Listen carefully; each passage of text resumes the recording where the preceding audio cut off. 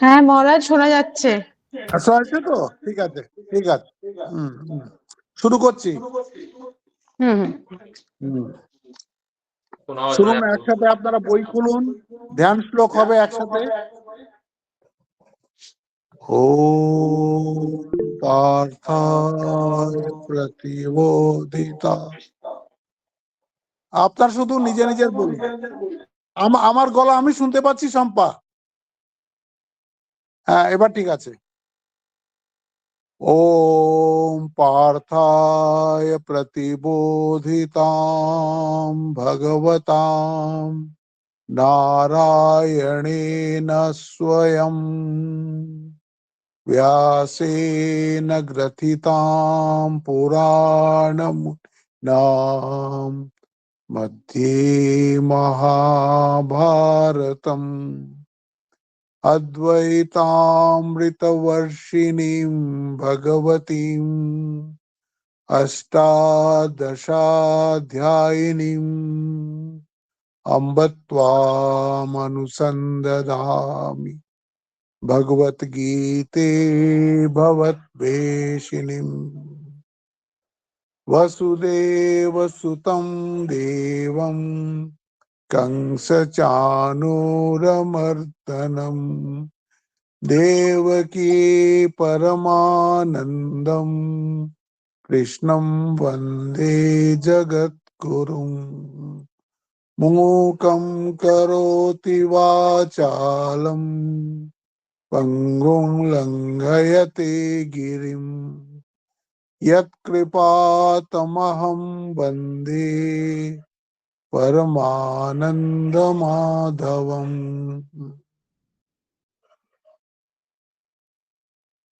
আমরা গতকাল গীতার প্রথম অধ্যায় আরম্ভ করেছি। প্রথম অধ্যায়টা যদিও ভগবান কৃষ্ণের উপদেশ নয়, তার শুরুতে পৃষ্ঠভূমিটা তৈরি হচ্ছে, কিন্তু এই প্রথম অধ্যায়ের ইম্পর্টেন্স হলো যে বেসিক প্রবলেম অফ সংসারের বেসিক প্রবলেমটা কি। আপনি যদি ডিজিজটাই না জানেন, আপনি যদি প্রবলেমটাই না জানেন, তো রেমেডি কি আপনি জানতে পারবেন না, আর ওষুধ দিলেও সেটা কোনো কাজে আসবে না। তো বলছে বেসিক সংসারের প্রবলেম হচ্ছে অ্যাটাচমেন্ট। অ্যাটাচমেন্ট থেকে আসে দুঃখ, সরো, শোক, আর তার থেকে আসে মোহ। এই চক্রের মধ্যেই আমরা সারা জীবন ঘুরি। আমরা ভালোবাসা মনে করে অ্যাটাচ হই। কালকে আমি ভালোবাসা আর অ্যাটাচমেন্টের মধ্যে ফারাকটা একটু বলবার চেষ্টা করেছিলাম। এটা নিয়ে আপনারা আরো বেশি পড়াশোনা করে নেবেন, অনেক কিছু কথা আছে এই নিয়ে। সবচেয়ে সোজা কথা হচ্ছে ভালোবাসা হচ্ছে আনসেলফিশ, ওখানে কোনো স্বার্থ থাকবে না। অ্যাটাচমেন্ট হচ্ছে সেলফিশ। অ্যাটাচমেন্ট হচ্ছে একটা উইক মাইন্ড, ভালোবাসা হচ্ছে স্ট্রং মাইন্ড। হ্যাঁ, এইগুলো হচ্ছে বেসিক ফারাক। ভালোবাসা সবসময় দিতে চাইবে, আর যারা অ্যাটাচ তারা সব সময় নিতে চাইবে। আমি কি পেলাম, আমি কি পেলাম, আমার কি হলো। তো এই যে সংসারের মধ্যে আমাদের বিভিন্ন রিলেশনশিপসের মধ্যে আমরা আসি, সেটা যেন চেষ্টা করতে হবে যাতে রিলেশনশিপ তো অবশ্যই আসতে হবে, নয়তো পৃথিবীতে বাঁচা যায় না যদি সম্বন্ধ না হয়, কিন্তু সেটা যেন ভালোবাসার হয়, সেটা যেন নিঃস্বার্থ হয়, তার পেছনে কোনো যেন স্বার্থ না থাকে। তাহলে আমাদের দুঃখও থাকবে না, তাহলে আমাদের মোহ থাকবে না। আর যার শোক, দুঃখ, মোহ, অ্যাটাচমেন্ট এগুলো নেই, সে কি, সে মুক্ত। সেই মুক্ত জীবনই তো আমরা চাই, একদম পারফেক্ট ফ্রিডম। তো ফ্রিডমটাকে আটকাচ্ছে কে? আমরা নিজেরাই আটকাচ্ছি, আমাদের নিজের দুর্বলতার দ্বারাই আটকাচ্ছি। সেই দুর্বলতা থেকে কি করে বের হব সেটা এবার গীতা বলবেন। সেটাই, সেই কথাটাই বাকিটা 17টা অধ্যায়ে সেই কথাই হবে। তো প্রথম চ্যাপ্টারটা হচ্ছে ফাউন্ডেশন, আপনাকে বেসিক এই সংসার কি সেটা বুঝতে হবে, বেসিক প্রবলেম অফ সংসার। আর সেকেন্ড হচ্ছে কি এই গুরু শিষ্য পরম্পরা, এটা আমাদের আধুনিক ভারতে আমরা প্রায় ভুলেই গেছি যে একটা গুরুর গুরুর কত প্রয়োজন। কে জানি অন করে রেখেছে, তন্দ্রা তন্দ্রা তন্দ্রা অন করে রেখেছে, কথা আসছে। হ্যাঁ এবার ঠিক আছে। তো গুরু শিষ্য পরম্পরা, এই জন্য জীবনের পথে চলার পথে হিতৈষী একজন গুরু হওয়া ভীষণ দরকার। আমাদের সৌভাগ্য যে আমাদের গুরু শ্রী রামকৃষ্ণ সব সময় আমাদের সাথে আছেন, সশরীরেই আছেন, এবং তার উপদেশাবলী, তার কথা, তার জীবন আমাদের কাছে উপলব্ধ। আমরা আমাদের প্রত্যেকটা জীবনের সমস্যার সমাধান আমাদের এই গুরুর কাছে সব সময় পেতে পারি। এই যে গুরু শিষ্য সম্বন্ধ, এটা একটা খুব দরকার। আর সংসারের যে কি প্রবলেম সেটাও জানা খুব দরকার। এই দুটো আমরা শুরু করেছিলাম এই প্রথম চ্যাপ্টারের ইন্ট্রোডাকশনে। তারপরে আমরা দেখেছিলাম যে যখন গীতা শুরু হলো, তো প্রথম শ্লোকটা বললেন ধৃতরাষ্ট্র। ধৃতরাষ্ট্রর কিন্তু এই 700 শ্লোকের মধ্যে ওই একবারই উনি কথা বলেছেন। সেখানে বলছেন ধর্মক্ষেত্রে কুরুক্ষেত্রে সমবেতা ইউৎসভা মামকা পাণ্ডবাশ্চৈবা। এই দুটো শব্দ এখানে খুব ইম্পর্টেন্ট এই শ্লোকে। একটা ধর্মক্ষেত্রে কুরুক্ষেত্রে, এখানে আমি একটা জায়গা থেকে জোগাড় করেছি যে এটাকে ধর্মক্ষেত্র কেন বলা হলো। তাতে বলছে জাবাল উপনিষদে বলা হয়েছে কুরুক্ষেত্র ভূতানাম ব্রহ্ম সদনম, আবার বলা হয়েছে মোক্ষ নিকেতন, অর্থাৎ মুক্তি লাভের স্থান। অনেক লোক ওখানে শ্রাদ্ধাদি করতে যায়। হ্যাঁ, শতপথ ব্রাহ্মণে এই স্থানকে বলা হয়েছে দেবানাম দেব যজনম, অর্থাৎ দেবতাদের যোগ্য স্থান বা ধর্মভূমি বলে উল্লেখ করেছে। কৌরবদের পূর্বপুরুষ বিখ্যাত কুরু রাজা এই স্থানে হাল চালনা দ্বারা যজ্ঞ করে বরলাভ করেন যে যে ব্যক্তি এই স্থানে তপস্যা করবে অথবা যুদ্ধে প্রাণ ত্যাগ করবে সে স্বর্গে গমন করবে। দেখুন তিনটে আমরা পাচ্ছি। তাই এই স্থানের নাম কুরুক্ষেত্র এবং ধর্মক্ষেত্র। দেবী ভাগবত পুরাণ ও তন্ত্র মতে কুরুক্ষেত্রকে বলা হয়েছে মহাপীঠ। এইসব এখানে টিকাকাররা আরেকটা কথা বলেন যে ধৃতরাষ্ট্রের মনে একটা আশঙ্কা জন্মে গেল, এই ধর্মক্ষেত্র কুরুক্ষেত্রে যুদ্ধ হচ্ছে, এইখানে এসে কোথাও এই দুর্যোধনের মন পাল্টে যাবে না তো? সাধারণত এরকম হয় না যে আপনি একটা ভালো স্থানে গেছেন, সেখানে গিয়ে আর আপনার খারাপ চিন্তা করতে আর ইচ্ছে করছে না, সেই জায়গাটার ভাইব্রেশন এরকম সেখানে খুব ভালো ভালো চিন্তা করতে হয়। এখন ধৃতরাষ্ট্র মন থেকে চাইছেন যে তার ছেলে দুর্যোধনই রাজা হোক, তেনারই ইচ্ছা যে যুদ্ধটা হোক, এদেরকে আমরা নষ্ট করি আর এই একছত্র রাজা হোক। ওর মনে হচ্ছে যদি দুর্যোধনের মন বদলে যায়, এখানে এসে যদি সে যুদ্ধ না করে, এই একটা কারণ। তাই বলছেন আরেকটা শব্দ হচ্ছে এখানে প্রথম শ্লোকে মামকা পাণ্ডবাশ্চৈবা, নিজের ছেলেদের বলছে আমার, আর ভাইয়ের ছেলেদের বলছে পর, পাণ্ডুর ছেলেরা। আমার ছেলে আমার ছেলে, হ্যাঁ, আর বাকি ছেলে সব এরকমই। এইটা হচ্ছে পুত্রাশক্তি।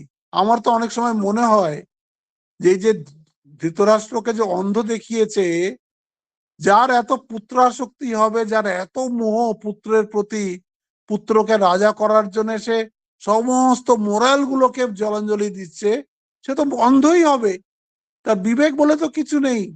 সমস্ত রাজ্যের মানুষ চাইছে যুধিষ্ঠিরকে রাজা, কারণ ওরা দেখে নিয়েছে যুধিষ্ঠিরই এই রাজত্বকে রাজা হওয়ার যোগ্য। কিন্তু সে করবে নিজের ছেলেকে রাজা। জানে যে ও এই যখন ওর জন্ম হয়েছিল মহাভারতে আর এসছে, তখন শিয়াল টিয়াল হুক্কা হুয়া করে ডেকেছিল, মানে যত অপলক্ষণ দেখা গেছিল।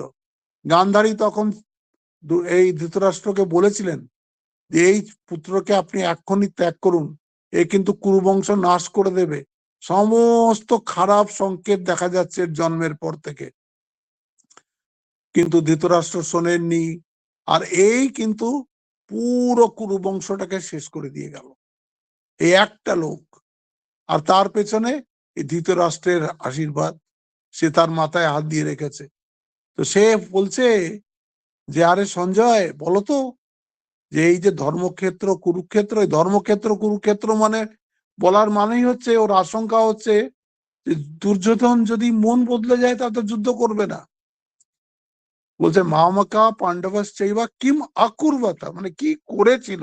এই আকুর্বাতা শব্দ থেকে ওরা বলছে যে হতে পারে এটা 9 দিন পরে বলছেন, যখন ভীষ্ম সরসজ্জায় চলে গেছেন তখন একটু এর কনফিডেন্সটা একটু নড়ে গেছে ধৃতরাষ্ট্রের, এ তাহলে তো আমরা জিতবো না। কিম আকুর্বতা সঞ্জয়, কি করলো। এরপরে আসছে এই সবটাই কিন্তু সঞ্জয়ই বলছেন, কারণ ওখানে কেউ নোট করছে না।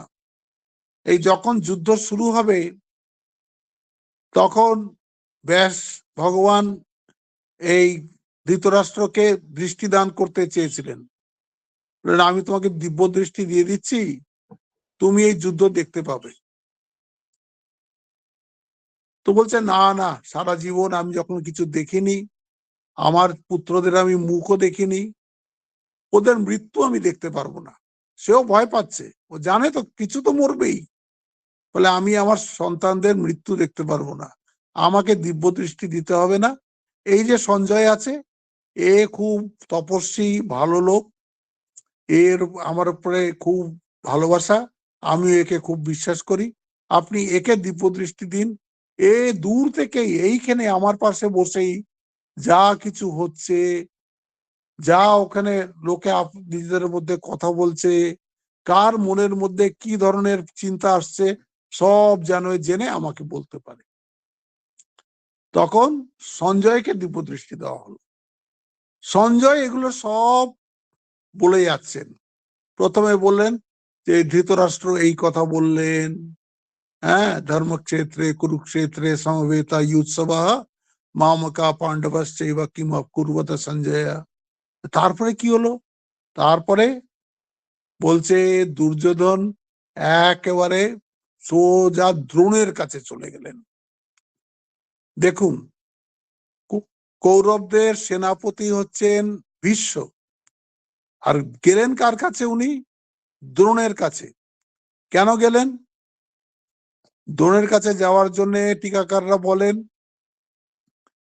যে ভীষ্ম ক্যাম্প বদলাবে না, কেন, ভীষ্ম হস্তিনাপুর সিংহাসনের সাথে বাঁধা, ও কিছুতেই নিজের এটা চেঞ্জ করবে না, মানে দল বদল করবে না। ও জানে আমরা ভুল, তাও ওকে আমাদের দিকেই থাকতে হবে, কারণ সে প্রতিজ্ঞাবদ্ধ। সে বলেছে আমি হস্তিনাপুর সিংহাসনের আজীবন আমি সেবা করে যাব, সে থাকবে যতই আমরা ভুল করি না কেন। কিন্তু ওর সবসময় সন্দেহ দ্রোণাচার্য চলে যেতে পারে, দ্রোণাচার্য চলে যেতে পারে, কারণ দ্রোণাচার্য একে খুব ভালোবাসে অর্জুনকে। আর দ্রোণাচার্য যদি চলে যায়, দ্রোণাচার্য ভীষ্মের মতনই সমান শক্তিশালী, সে যদি চলে যায় তো খুব মুশকিল হয়ে যাবে। এই জন্য দ্রোণাচার্য যেন না যায়, এই জন্য ইনি সোজা গেলেন দ্রোণাচার্যর কাছে। তারপরে তাকে তাতাচ্ছেন কি করে সেটা এবার শুনুন। এই বলছেন সঞ্জয় ওয়াচ, সঞ্জয় বলছে দৃष्ट्वा তু পাণ্ডবানীকম, নিজের বইয়ে দেখুন, দৃष्ट्वा তু পাণ্ডবানীকম ব্যূঢ়ম দুর্যোধনস্তদা। আচার্যম উপসঙ্গম্য রাজা বচনম অব্রবীত। এখানে দেখুন, এই আচার্যের কাছে গেলেন, আচার্যম উপসঙ্গম্যম, এখানে দুর্যোধনকে উনি রাজা বলে দিলেন ধৃতরাষ্ট্রকে খুশি করার জন্য। এখনো সে রাজা হয়নি, কিন্তু এখনই বলে দিলেন এই তোমার ছেলে, না বলে বললেন যে দুর্যোধন রাজা এখন। এই এই বচনম অব্রবীত, কথা বলল। কথা বললো মানে কি, কিছু বলার নেই তো, কিছু বলার নেই। 9:30 আসবি, হ্যাঁ, কিছু বলার নেই কিন্তু বলতে হবে। তো এই জন্য বলছে বচনম অব্রবীত, এই কথা কহিলেন, এই কথা বলিলেন। এই দেখো, এই পাণ্ডবের এ দেখে দুর্যোধন গিয়ে এবার বলছেন, এবার দ্রোণাচার্যকে বলছেন, পশ্যেতাম পাণ্ডুপুত্রাণাম আচার্য মহতিম চমুম व्यूढां द्रुपदपुत्रेण तव শিষ্যেন ধীমতা। বলছেন, হে গুরুদেব, হ্যাঁ, পাণ্ডবদের এই বিপুল সৈন্যদল দেখুন। পাণ্ডবদের বিপুল সৈন্যদল কেন দেখাচ্ছে? পাণ্ডবদের সৈন্যদল তো ছোট, ওটা 7 অক্ষয়িনী সেনা, আর এদের হচ্ছে 11 অক্ষয়িনী সেনা। এদের তোর থেকে প্রায় 1.5 গুণ বড়, কিন্তু তাও বলছে দেখো বিপুল এই পাণ্ডবের সেনাকে দেখো। আবার ওকে তাঁতানোর জন্য কি বলছে, ওইটার সেনার তো সেনাপতি হচ্ছে ধৃষ্টদ্যুম্ন, সে হচ্ছে দ্রুপদের পুত্র। তো ধৃষ্টদ্যুম্ন বলল না, দ্রুপদের নাম নিচ্ছে কেন? দ্রুপদের সাথে এই দ্রোণের একটা শত্রুতা আছে। আপনারা যারা মহাভারত পড়েছেন তারা জানেন যে এরা একই আচার্যর কাছে পড়াশুনো করেছে ছোটবেলায়, তখন এরা খুব বন্ধু ছিল। তখন দ্রুপদ তাকে বলেছিলেন যে তুমি তো ব্রাহ্মণ, আর আমি তো রাজা হয়ে যাব, কিন্তু যখন আমি রাজা হয়ে যাব তোমাকে আমি ভুলবো না, তুমি আমার কাছে আসবে, আমি তোমাকে যত রকম সাহায্য করতে পারি করব। ছোটবেলায় বলে দিয়েছে, বড় হয়েছে, যে যার পথে চলে গেছে। এখন দ্রোণাচার্য খুব দরিদ্র, বাচ্চাকে খেতে দেওয়ার মতন দুধও নেই ওর কাছে। তার স্ত্রী বলেছে যে আরে ও তো আপনার বন্ধু দ্রুপদ, তা আপনি ওর কাছে যান, ও তো আপনাকে বলেছে যে আপনি যা চাইবেন তা ও দেবে, অন্তত গরু নিয়ে আসুন, এই ছেলেটার দুধ নেই। তো গেছে ওখানে দ্রুপদের রাজত্বে, এই দ্রোণাচার্য গেছেন, আর দ্রোণ গিয়ে বলছেন যে এরকম। তখন একদম অট্টহাস করে তার ছেলের সঙ্গে অপমান করে একে বার করে দেয়। আরে রাজার সাথে একটা ভিখারি ব্রাহ্মণের কি কোনোদিন বন্ধুত্ব হতে পারে? যাও যাও, কিচ্ছু দেওয়া হবে না। এই অপমানটা ওনার খুব লেগে গেছে, যে আমি তোমার এটার প্রতিশোধ নেব। সে প্রতিশোধ নেওয়ার কি করে নিলেন, উনি একদম প্ল্যান করে এসে এই পাণ্ডব আর কৌরবদেরকে অস্ত্র শিক্ষা দেওয়া শুরু করলেন, এদের গুরু হলেন। আর এরা যখন সব অস্ত্র শিক্ষায় শিক্ষিত হয়ে গেল, তখন বললে আজকে তোমরা সবাই অস্ত্র শিক্ষায় শিক্ষিত, তোমাদের এবার গুরু দক্ষিণা দেওয়ার পালা। হ্যাঁ, গুরুদেব বলুন কি গুরু দক্ষিণা চাই? বলছে দ্রোণকে বেঁধে আমার কাছে নিয়ে এসো। এরা গিয়ে একদম দ্রুপদ রাজত্ব, এই দ্রুপদকে, ও দ্রুপদ রাজত্বের উপর একটা আক্রমণ করে একদম দ্রুপদ রাজাকে বেঁধে নিজের দ্রোণের কাছে নিয়ে আসে। তখন বললেন উনি, দেখেছো একটা ব্রাহ্মণের শক্তি দেখেছো, তোমাকে বেঁধে নিয়ে এসছি, কিন্তু আমি তোমার কাছে বেশি কিছু চাই না, তুমি তোমার রাজ্যের অর্ধেকটা রাজত্ব দিয়ে দাও, আমি তো তোমার পুরো রাজত্বই নিতে পারি, তোমার অর্ধেক রাজত্ব তুমি আমাকে দিয়ে দাও। তখন ওই অর্ধেক রাজত্ব মানে এই যেটাকে আজকে আমরা দেরাদুন বলি, ওটাই দ্রোণাচার্যের রাজত্ব ছিল। এই এই এই দিকটা তখন সব দ্রোণাচার্যের রাজত্ব হয়ে যায়। এখন দ্রুপদ রাগে ফুঁসছে যে এইভাবে আমাকে ও হেনস্থা করলো, এইভাবে অপমানিত করলো, আমি একটা রাজা হয়ে আমাকে বেঁধে নিয়ে গেল ওর শিষ্যরা। ও করলো কি, একটা যজ্ঞ করলো। দেখুন কত রকমের যজ্ঞ হয়, গীতাতেই আসবে। সাত্বিক যজ্ঞ হয়, রাজসিক যজ্ঞ হয়, তামসিক যজ্ঞ হয়। এই যে যজ্ঞটা করলো সেটাকে বলা হয় তামসিক যজ্ঞ। এটাকে পুত্র কামেষ্টি যজ্ঞ। এই একটা পুত্র পাওয়ার জন্য উনি যজ্ঞ করছেন। কেন? একটা পুত্র যজ্ঞ থেকে তিনি লাভ করবেন। সেই পুত্র কি বলে, এই দ্রোণকে হত্যা করবে। তো সেই এটা হচ্ছে তামসিক যজ্ঞ। রাজসিক যজ্ঞ কি হয়, কোন স্বার্থ নিয়ে করা হয়, সেটাকে বলা হয় রাজসিক যজ্ঞ। আর সাত্বিক যজ্ঞ কাকে বলে? সর্বে ভবন্তু সুখিনা, সর্বে সন্তু নিরাময়া। এই ভাব নিয়ে যে করা হয়, সবার মঙ্গলের জন্য আমি এই পুজো করছি, সবার মঙ্গলের জন্য আমি এই যজ্ঞ করছি, সবার মঙ্গলের জন্য আমি এই ভালো কাজটা করছি, সেটাকে বলা হয় সাত্বিক কর্ম। যদি নিজের সেলফিশ, আমার নাম হোক, হ্যাঁ এটা করলে আমি এটা পাবো, সেটা হচ্ছে রাজসিক। আর যেটা এরকম কাউকে হত্যা করব, কাউকে শেষ করব, সেটাকে বলা হয় তামসিক। তিনি একটা তামসিক যজ্ঞই করলেন। তো সেখান থেকে শুধু ধৃষ্টদ্যুম্ন জন্ম নিলেন না, এলেন না, দ্রৌপদীও ওই যজ্ঞ থেকেই এলেন। দ্রৌপদী তো মহাভারতে একটা যুদ্ধের একটা কারণ, দ্রৌপদীর জন্যই যুদ্ধটা হলো। আর ধৃষ্টদ্যুম্ন শেষে সেই দুর্যোধনের, দ্রোণের গলা কাটবেন। তো এইখানে মনে করিয়ে দিচ্ছেন, বিউড়ম দ্রুপদ পুত্রেনা তবশেনা ধীমতা। বলছে এই যে দেখছো কে ওদের সেনাপতি, তোমার দ্রুপদ যে তোমার শত্রু, তার ছেলে। আবার তাকে তুমি অস্ত্র শস্ত্র শিক্ষা দিয়েছো, এখন সেই শিক্ষা দিয়ে তোমাকেই মারবে, বুঝে নাও। পশ্যেতাম পাণ্ডু পুত্রানাম আচার্য মাতিম চমুম বিউড়াম দ্রুপদ পুত্রেনা তব শিষ্যেনা ধীমতা। হে গুরুদেব, পাণ্ডবদের এই বিপুল সৈন্যদল দেখুন, আপনার ধীমান শিষ্য, কানিং বলছে, বুদ্ধিমান আবার কানিং, এই ধৃষ্টদ্যুম্ন। ধৃষ্টদ্যুম্ন বলছে না, দ্রুপদ পুত্র, তারা বুয়াকারে সেই সৈন্যদল সজ্জিত রয়েছে।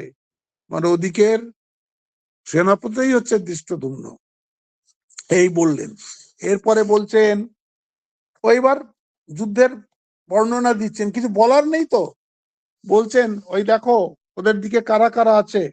অত্র সুরা মহেশ্বাসা ভীমা অর্জুন সমায়ুধি।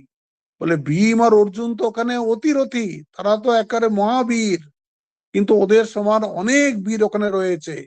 ইউধানো বিরাটশ্চ দ্রুপদশ্চ মহারথা। ওখানে ইউধান মানে সাত্যকী, বিরাটশ্চ মানে বিরাট রাজা, দ্রুপদশ্চ মানে দ্রুপদ, এরা হচ্ছে মহারথী। এই রথী, মহারথী, অতিরথী, অর্ধরথী, অনেক রকম টার্মস মহাভারতে আছে। মহারথী মানে হচ্ছে যে 10,000 সৈন্যর সাথে একা লড়তে পারে, তাকে বলা হয় মহারথী। আমাদের আর্মিতে যেমন আছে মেজর, হ্যাঁ, তারপরে লেফটেন্যান্ট কর্নেল, কর্নেল, ব্রিগেডিয়ার, এরকম করে সব র্যাঙ্ক আছে। তার মানে কি, এর আন্ডারে এতটা লোক থাকতে পারবে, এতগুলো ট্যাঙ্ক থাকতে পারবে, এতগুলো আর্টিলারি থাকতে পারবে, ওদের একটা সংখ্যা আছে। হ্যাঁ, যখন একটা প্ল্যাটুন কমান্ডার, প্ল্যাটুনের মধ্যে এতগুলো লোক থাকবে, ওরম করে ওরা হিসাব করে। এখানে হচ্ছে এরকম অর্ধরথী, রথী, মহারথী, অতিরথী, এরম বহু রকম আছে। বলছে এদের অনেক মহারথী আছে।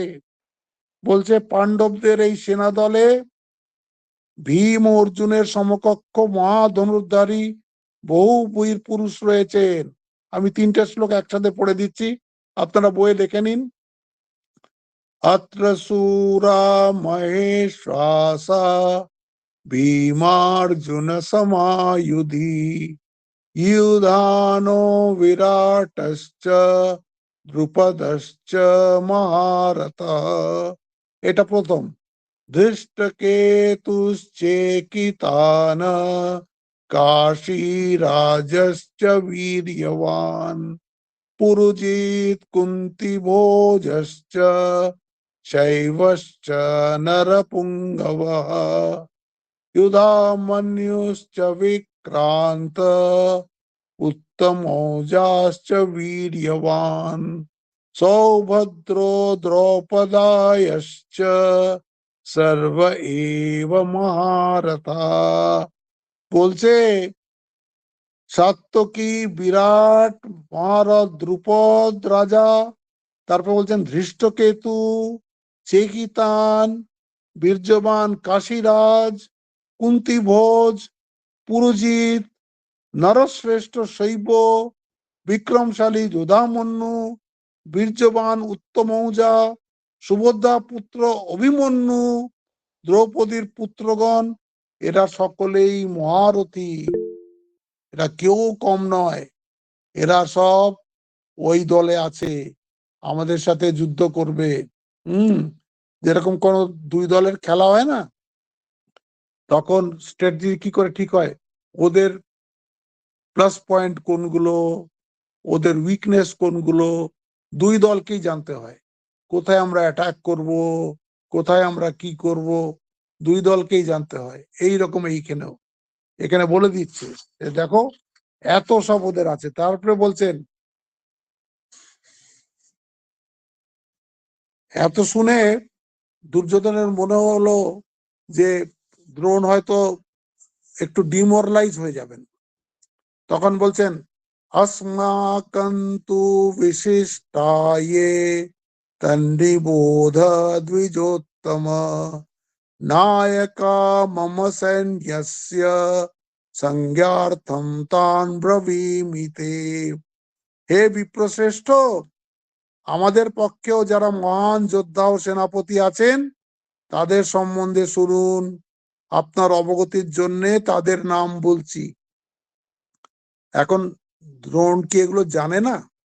কিন্তু ওই যে বলতে হবে, বলতে হবে মানে ওর একটা ভয় আছে, চলে যেতে পারে, ওই জন্য বলছেন ভবান মানে আপনি, ভীষ্মশ্চ কর্ণশ্চ কৃপশ্চ সমিতিঞ্জয় অশ্বত্থামা বিকর্ণশ্চ সোমদত্তি জয়াদ্রথা।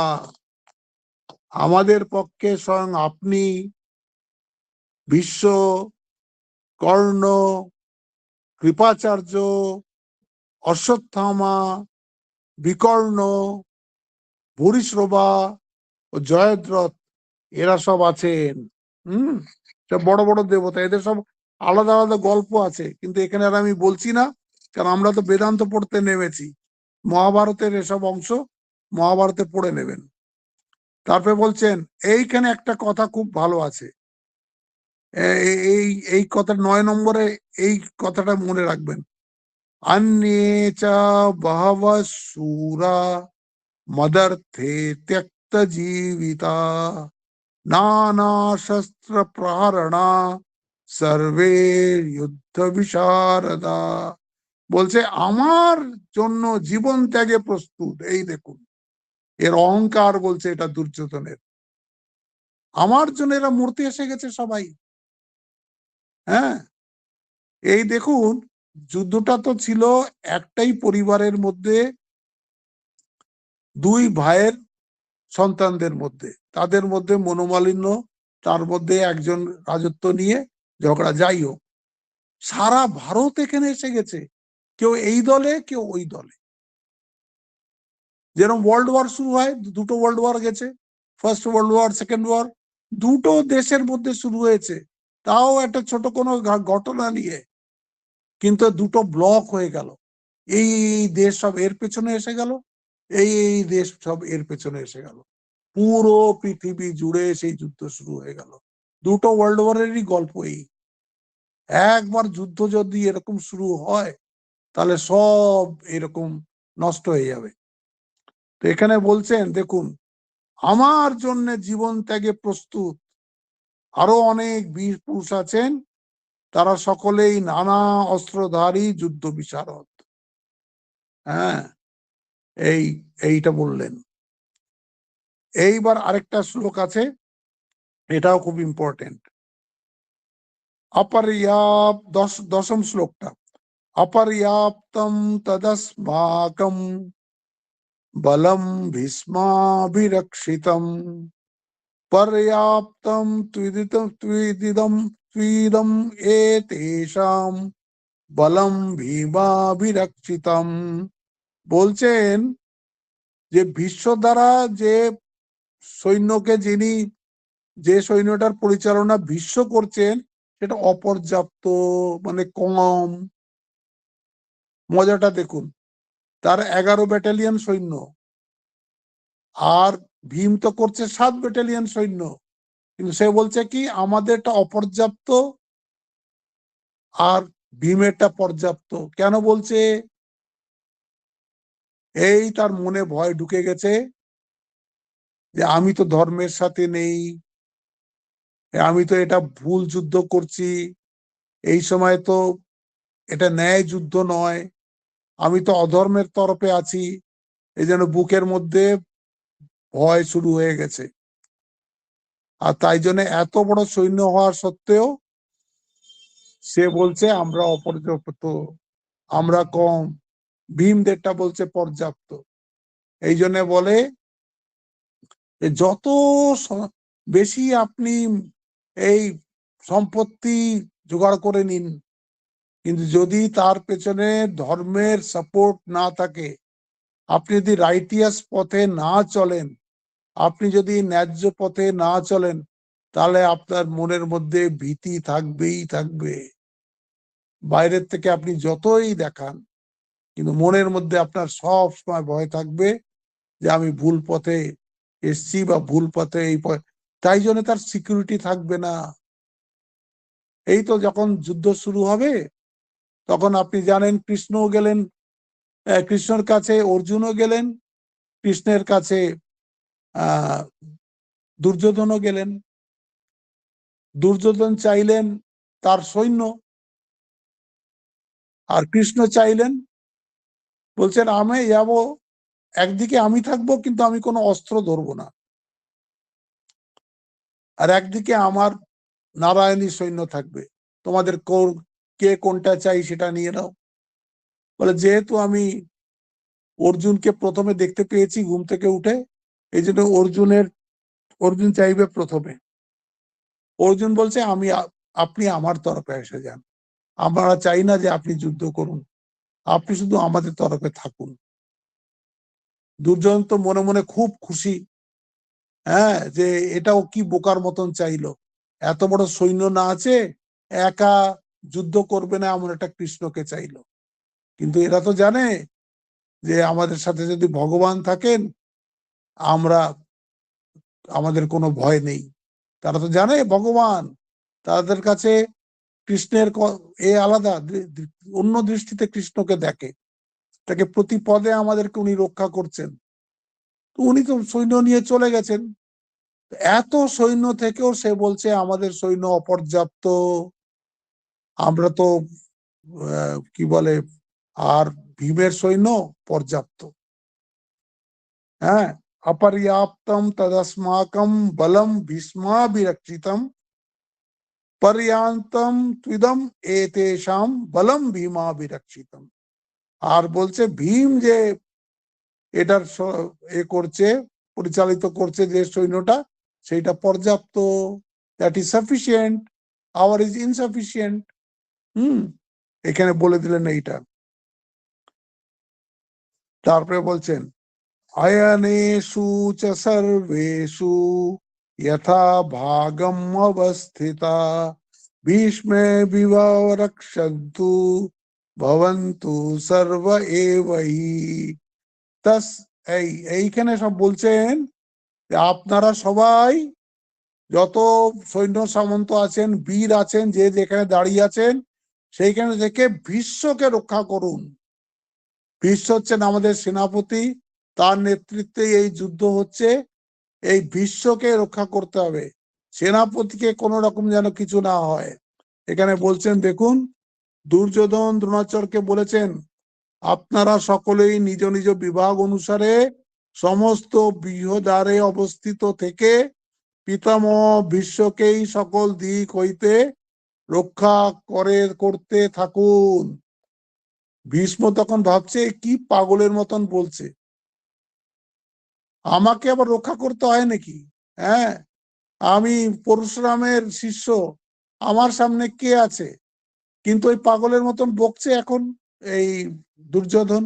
তো বলে দিল আপনারা সবাই মিলে বিশ্বকে রক্ষা করুন, বিশ্বকে একটু খুশি করার জন্য। বিশ্ব কি করলেন দেখলেন, এখানে আমাকে কথা বলতে দিলে তো কথা বলতেই থাকবে, এর কথা বলা আর থামবে না। উনি একেবারে শঙ্খ বাজিয়ে দিলেন। মানে যুদ্ধটা আরম্ভ হলো কৌরবের দিক থেকে, যে প্রথম শঙ্খ বাজালো তার মানে তারাই যুদ্ধ আরম্ভ করলো। বলছে এইবার তস্য সঞ্জয়নম হর্ষম কুরু বৃদ্ধ পিতামহ সিংহনাদম বিনোদচ্চৈ শঙ্খম দদ্মৌ প্রতাপবান। তখন প্রতাপশালী কুরুবৃদ্ধ পিতামহ তার আনন্দ উৎপাদন করে উচ্চ সিংহনাদ সহকারে শঙ্খধ্বনি করলেন। তোকে আর বক বক করতে হবে না, নে আমরা এবারই যুদ্ধ ঘোষণা করে দিচ্ছি। তারপরে বলছেন তথা শঙ্খশ্চ ভেরিয়শ্চ পনবানক গোমুখাঃ সহসৈবাভ্যহন্তশ্চ সশব্দস্তু বুলো ভবৎ। সবাই নিজের নিজের শঙ্খ বাজানো শুরু করে দিল। দেখছেন এত লোকে শঙ্খ বাজাচ্ছে, কিন্তু কোন শঙ্খের নাম নেই। এত রকমের বাজনা বাজছে, ভয়ঙ্কর শব্দ হচ্ছে, কিন্তু কোনো নাম নেই। কিন্তু পাণ্ডবদের যখন শঙ্খ আসবে, কৃষ্ণের যখন শঙ্খ আসবে, প্রত্যেকটা নাম ব্যাস বলবেন। এইখানে বলছেন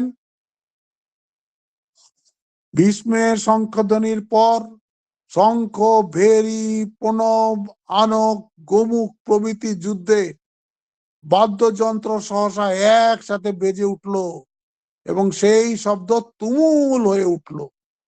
হ্যাঁ, প্রত্যেকের কাছেই ওই সব ভেরি টেরি সব থাকে, শঙ্খ টঙ্ক থাকে, বিগুল টিগুল থাকে, একসাথে নাগাড়া থাকে, বড় বড় ঢাক থাকে, ঢোলক থাকে, সব বাজানো শুরু করে দিল যে আমরা যুদ্ধ ঘোষণা করে দিলাম। হ্যাঁ, এই আমাদের দিক থেকে আমরা শঙ্খ বাজিয়ে দিলাম। তথা শ্বেত হই যুক্তৈ महति सांदनौ स्थितौ माधव पांडवश्चैव दिव्यो शंखौ प्रदम्नतु। বলছে অনন্তর শ্বেত অশ্বযুক্ত এক মহারথে স্থিত শ্রীকৃষ্ণ অর্জুন দিব্য শঙ্খধ্বনি করলেন। এইবার যখন ওরা ওখান থেকে শঙ্খধ্বনি করলো, তো এখান থেকে এরাও তার উত্তর দিচ্ছেন, এরাও শঙ্খ। এইবার দেখুন, এবার একটা করে শঙ্খের নাম আসছে। পাঞ্চজন্যম ঋষিকেশ, কৃষ্ণের কাছে যে শঙ্খটা তার নাম হচ্ছে পাঞ্চজন্য। তারও একটা খুব বড় গল্প আছে। সমুদ্রের ভেতর থেকে সেই গুরুর ছেলেকে বাঁচিয়ে নিয়ে আসার জন্য একটা উনি উপহার পেয়েছিলেন, সেটা হচ্ছে পাঞ্চজন্য। দেবদত্তম ধনঞ্জয়া, এই যে অর্জুনের যে শঙ্খ, হ্যাঁ, তার নাম হচ্ছে দেবদত্ত। পাঞ্চজন্যম ঋষিকেশ দেবদত্তম ধনঞ্জয়া পৌন্ড্রম দদ্মো মহাশঙ্খ। হ্যাঁ, এই যে কি বলে ভীম, ভীম কর্মা বৃকোদরা, বলছে বৃকোদর অর্থাৎ সকলের ভীষণ ভয়ের কারণ ভীম তার পৌন্ড নামক মহাশঙ্খ বাজালেন। কৃষ্ণের শঙ্খের নাম হচ্ছে পাঞ্চজন্য, অর্জুনের শঙ্খের নাম হচ্ছে ধনঞ্জয়, হ্যাঁ দেবদত্ত, দেবদত্ত। আর ভীমের শঙ্খের নাম হচ্ছে পৌন্ড্র। হ্যাঁ, এই করে এক এক করে সবাই নিজের বাজিয়ে দিলেন। তারপরে বলছেন অনন্ত বিজয়ম রাজা, মানে যুধিষ্ঠির বাজালেন, তার শঙ্খের নাম হচ্ছে অনন্ত বিজয়। অনন্ত বিজয়ম রাজা কুন্তি পুত্র যুধিষ্ঠির নকুল সহদেব চৈব সুঘোষ মণি পুষ্পকা। নকুলের শঙ্খের নাম হচ্ছে সুঘোষ, আর সহদেবের শঙ্খের নাম হচ্ছে মণিপুষ্পক। তারাও নিজের নিজের শঙ্খ বাজিয়ে দিলেন। এগুলো জানা থাকলে একটা আনন্দ লাগে। হ্যাঁ, অনন্ত বিজয়ম রাজা কুন্তি পুত্র যুধিষ্ঠির নকুল সহদেব সুঘোষ মণিপুষ্পক। এই আরেকটা পূর্ব, এটা একটা আর একটু সংখ্যার গুলো পড়ে নি। 17-18 অব্দি, 17-18 আর 17-18 অব্দি পড়ি, বাস 18 অব্দি পড়বো। কাশ্যপশ্চ কাশ্যশ্চ পরমেশ্বরস্য শিখণ্ডী চ মহারথ ধৃষ্টদ্যুম্ন বিরাটশ্চ সাত্বিকশ্চ পরাজিতः দ্রুপদো দ্রৌপদেয়াশ্চ सर्वशः पृथिवीपते सौभद्रश्च महाबाहु शंखान दद्मु पृथक पृथक। এদের সব যাদের নাম নেওয়া হলো তারাও নিজের পৃথক পৃথক শঙ্খ বাজালেন। হে রাজন, মহাধনুর্ধর কাশীরাজ, মহারথ শিখণ্ডী, ধৃষ্টদ্যুম্ন বিরাট রাজা, অজেয় সাত্তকী, দ্রুপদ, দ্রৌপদীর পঞ্চপুত্র, মহাবাহু সুভদ্রা পুত্র অভিমন্যু, এরাও সকলে পৃথক পৃথক শঙ্খ বাজালেন। ওদিকেও যেরকম সবাই শঙ্খ বাজিয়েছে, এরাও সেমনি তার উত্তর দিলেন। তাদের মানে, তোমরা যে চ্যালেঞ্জটা দিলে আমরা সেই চ্যালেঞ্জটা গ্রহণ করলাম। এইবার যে 19 নম্বর শ্লোকটা আসবে সেটা আজকে করব না, হ্যাঁ আজকে পড়ে দিচ্ছি, করব এটার এক্সপ্লেনেশন কালকে করব। সঘোষো ধার্তরাষ্ট্রানাম হৃদয়ানি বদারয়ত নভশ্চ পৃথিবীং চৈব তুমুলো অভ্যুনাদয়া। বলছে যে দেখুন, শব্দ ওরাও করেছে, এদের কোনো রিয়াকশন হয়নি, কি কাব্য দেখুন। আর যখন পাণ্ডবরা সব শঙ্খ বাজিয়েছে, বলছে এদের হৃদয়গুলো যেন একেবারে ফেটে গেল, কৌরবদের একদম তুমুল হৃদয়গুলোর মধ্যে বেদনা আরম্ভ হয়ে গেল। মানে ভয়ে এত ভয় পেয়ে গেছে এরা। ওরা এতজন বাজালো, এদের কিচ্ছু হলো না, কিচ্ছু উত্তর নেই, সেদিকে কোনো রিয়াকশন নেই। এরা যখন বাজালো, পঞ্চপাণ্ডব যখন বাজালো, তার সাথে এরা যখন পাণ্ডবদের পুত্ররা বাজালো, অভিমন্যু বাজালো, বাকি রাজারা বাজালো, বলে ওদের হৃদয়গুলো একদম বিদারিত হয়ে গেল। কেন? ধর্ম ওদের সাথে নেই। ধর্ম না থাকলেই ভয় ভয় লাগবেই।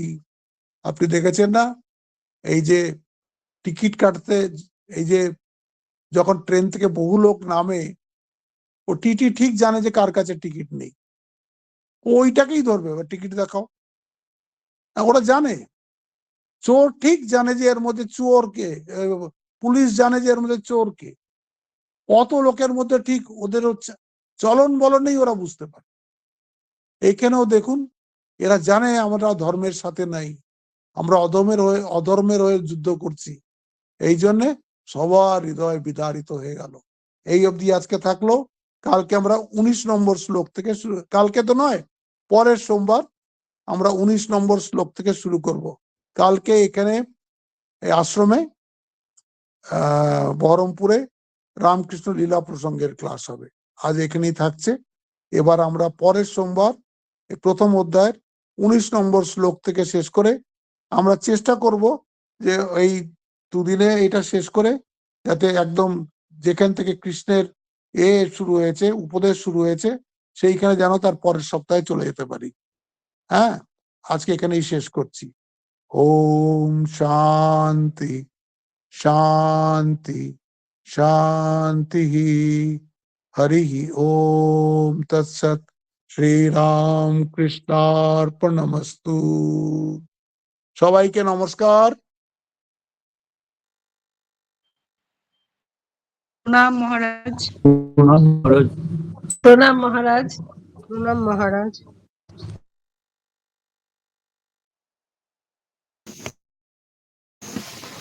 প্রণাম মহারাজ।